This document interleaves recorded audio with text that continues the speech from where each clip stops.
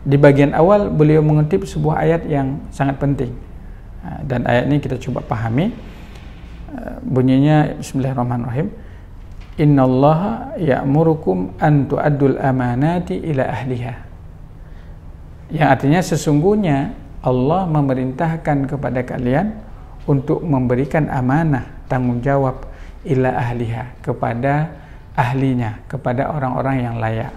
Nah, di sini kemudian banyak hadis daripada Rasulullah SAW memberikan kriteria bagaimana seorang pemimpin, bagaimana seorang pemimpin itu yang layak dipilih, ya.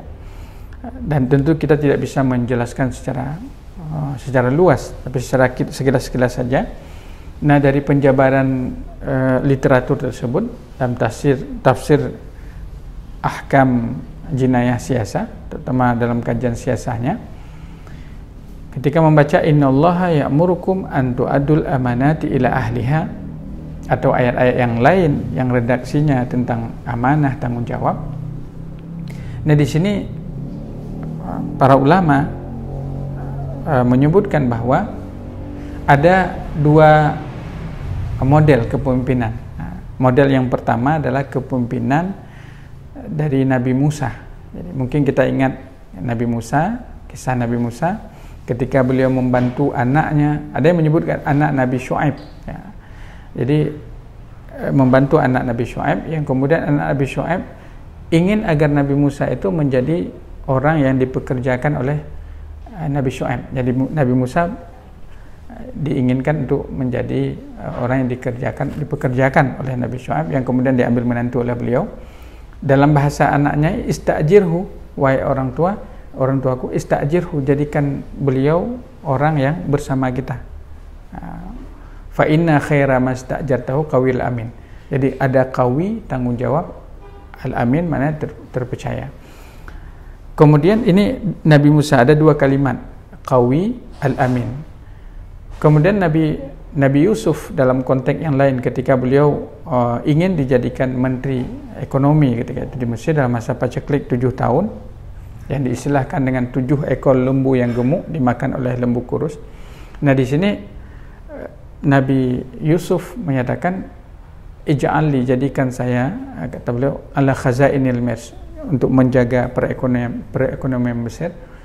Ini hafidun alim. Jadi bahasanya itu hafidun alimun. Hafid mengetahui atau memahami konteks, alim jadi hafidun alim, mengetahui secara mendetail persoalan. Nah, dari sana para ulama kita, misalnya para ahli fikih, misalnya ulama fikih, menyebutkan ada beberapa prasyarat seseorang menjadi pemimpin.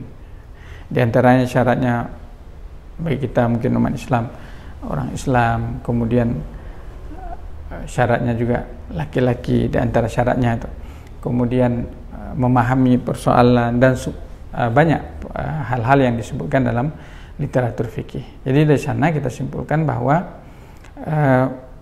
menafsirkan ayat-ayat yang berkenaan dengan siasah ini adalah disebut dengan tafsir ahkam siasah. Jadi disimpulkan dua. Yang pertama, siasatud dunya wa hirasatud din, menjaga agama dan juga memelihara atau menjaga kestabilan masyarakat. Jadi, itu bagian yang pertama dari tafsir ahkam siasah. Kemudian bagian yang lain adalah mengenai dengan jinayah. Membahas jinayah ini adalah berkaitan dengan jinayah itu, kalau bahasa kita, makna pelanggaran, makna jinayah. Jadi makna pencurian, pembunuhan, dan hal-hal yang terkait itu masuk dalam kajian jinayah. Nah, tafsir ayat jinayah mana menafsirkan ayat-ayat yang berkenaan dengan jinayah. Syekh Muhammad Ali As-Sabuni misalnya dalam karya tafsir ayat ahkam memang menyebutkan beberapa tema topik yang beliau sampaikan di dalam kitabnya. Itu ada mengenai jarimah qatl, hukum ataupun hukuman bagi qatl, pembunuhan misalnya. pembunuhan sengaja, tidak sengaja. Ini ada hukum di dalam Islam, ada hudud namanya. Kemudian ada contoh yang lain, misalnya boleh disampaikan mengenai sariqah. Sariqah ini pencurian. Dalam Al-Quran disebutkan ada ayat wasariqu wasariqatu faqta'u aydiyahuma jazaan nakala minallah. Ada ayatnya. Nah, ayat yang berkenaan dengan pelanggaran baik terhadap harta, pelanggaran terhadap jiwa, ini dikaji dalam ahkam jinayah. Nah, bagaimana kita memahami ayat-ayat tersebut dalam konteks tafsir, bahkan juga kita kaitkan dengan kestabilan masyarakat, ini yang dikaji di dalam tafsir ahkam jinayah siasa. Jadi kita simpulkan bahwasanya dalam mata kuliah jinayah siasa ini mengkaji tentang hal-hal yang meliputi kehidupan bermasyarakat, baik dari sisi jinayah, baik dari sisi siasa, agar kita bisa memahami kedua konteks tersebut secara universal, menyeluruh, secara proporsional, dan tentunya dalam penafsiran yang kita gunakan, baik menggunakan menafsirkan Al-Quran dengan Al-Quran, atau menafsirkan Al-Quran dengan hadis Rasulullah SAW, maupun menafsirkan Al-Quran dengan aqwal as-sahabah. Jadi sebuah ayat, baik ayat itu berkenaan dengan jinayah maupun ayat itu berkenaan dengan siasa, bisa kita melihat dari berbagai sudut pandang. Kita melihat dari konteks, misalnya dari analisa lafadznya. Ada sebuah ayat tentang jinayah, ada sebuah ayat tentang siasa.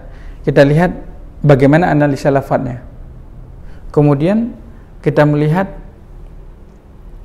makna ijmali, penafsiran global, secara umum maksud ayat ini apa. Juga bisa melihat dalam konteks kebahasaan, lughawiyat, nahwu sarafnya, atau kita lihat dari sisi keindahan bahasa, balaghah, sisi balaghah dari Al-Quran, maupun melihat misalnya asbabun nuzul, sebab ayat itu turun itu. Biasanya ada sebab-sebab khusus. Ataupun kita melihat dari sisi yang lain adalah fadilah, keutamaan. Misalnya apa keutamaan daripada ayat-ayat tersebut.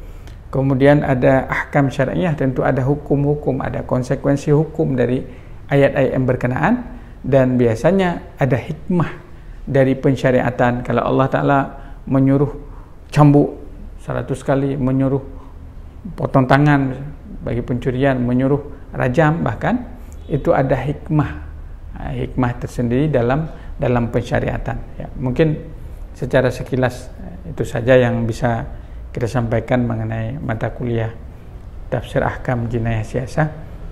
Nanti teman-teman, rekan-rekan mahasiswa atau mahasiswi boleh melihat dalam literatur yang lebih luas, misalnya boleh membaca buku atau kitab Syekh Muhammad Ali As-Sabuni, tafsir ahkam, ataupun kitab-kitab yang lain termasuk buku Profesor Jazuli tentang siasat syariah, karena ini kajiannya saling melengkapi.